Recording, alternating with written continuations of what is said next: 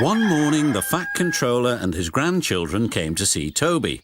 Come on, Toby, we're all going to Seaside. We will ride in Henrietta. Yes, sir, said Toby happily.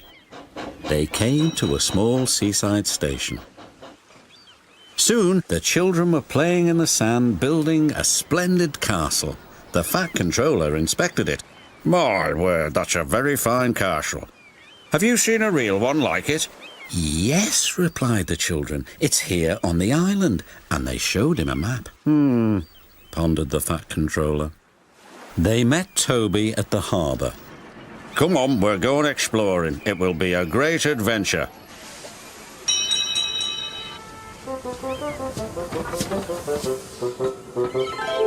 Soon they were in the wildest part of the island.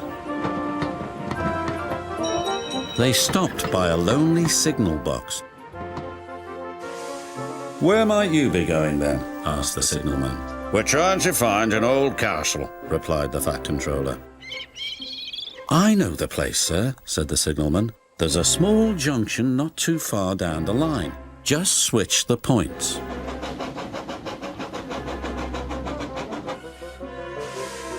When the firemen switched the points, their adventure really began.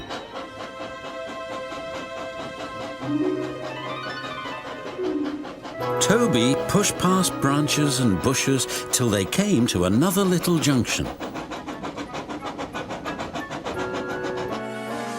There they saw two old signs. One read "To the castle" and the other "To the mine." We'll go to castle first.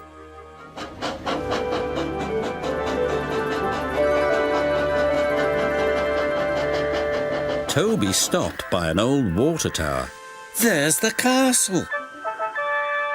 Yes, replied the Fat Controller, and now we shall visit the mine. Once upon a time, the mine had been worked by the little engines and their lines were still in place. But now everything was very rusty and overgrown.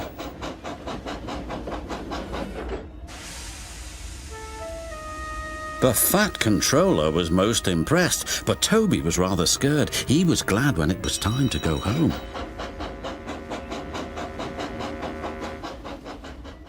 I think the castle and the mine will make a very fine place for visitors, but it will take a lot of hard work first. "Yes, sir," said Toby nervously.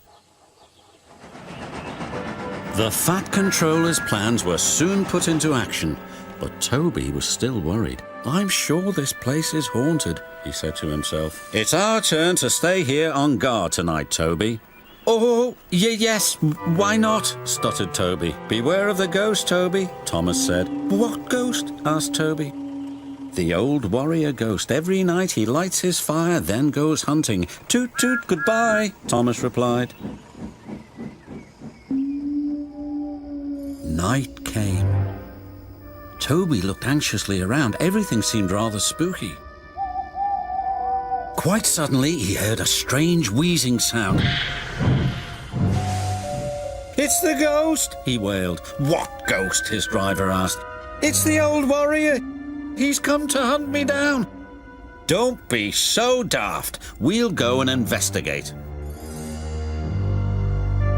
They returned quite soon. "The old warrior wants to meet you," laughed his fireman. "Can't he wait till morning?" replied Toby. "Ghosts don't work day shifts," said his driver. Toby bravely made his way. "Well, bless my bell," he exclaimed. There in front of him was a little old engine.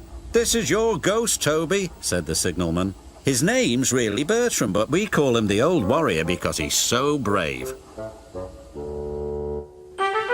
Bertram and Toby are now firm friends. They take the visitors to the splendid castle and the mine. If there are any ghosts here, they certainly help to make the place very happy.